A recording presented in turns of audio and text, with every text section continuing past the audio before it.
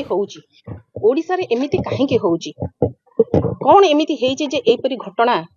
घटुची गोटे झियो न्याय पाई निज देहरे निया लगौची कोउठी गोटे आउ गोटे झियो ताकू जली दिए जाउची कोउठी शिक्षक एवं अध्यापक छात्री को दुष्कर्म करूचंती कोउठी गोटे कोच खेलाड़ी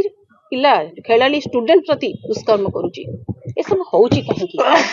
ता प्रमाण करूची सरकार एवं प्रशासनर निष्क्रियता एवं विफलता तांको माँ कहवा कथा मते ग्रुप रु आगे मो जो झियो खेलुला से ग्रुप रु काटी देले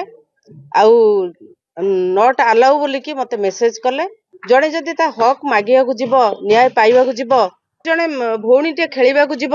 से स्वप्न से देखिची ता स्वप्न को चापी दबा पई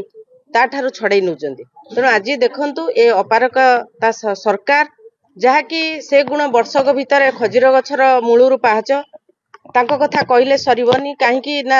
से जेतल कहउचंती वर्ष एक सफल अनेक किंतु आमे कहउचु वर्ष एक विफल अनेक निरीह छात्री जो माने सी झीटर बयस मात्र 15 वर्ष जे हॉकी स्टेडियम को प्रतिदिन हॉकी शिखा जे आखिर तार अनेक स्वप्न जे गोटे पीटी टीचर हेबी किंतु से पीटी टीचर ता सहित ताकू धरी विभिन्न प्रलोभन देखाई उपहार देवा ना रे ताकू गोटे लॉज को उठाइनी सेठी ता सहित दुष्कर्म करी आनी ताकू घरे छाड़ी देले झीटी जेतेबेले ता माँ को सब कथा कांदी कांदी जणैला माँ जनक बहुत साहसी आमे धन्यवाद देबु सेंती माँ को सब माँ माने एमती हबा दरकार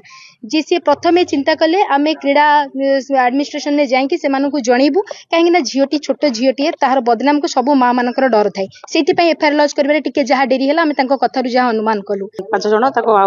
इंडोर स्टेडियम को लेके जेबा पई कहि कि ताको एमती कोन दुष्कर्म करिसंती जोटा गति निंदनीय कथा दुखर कथा एवं जाजपुर पई सबठारु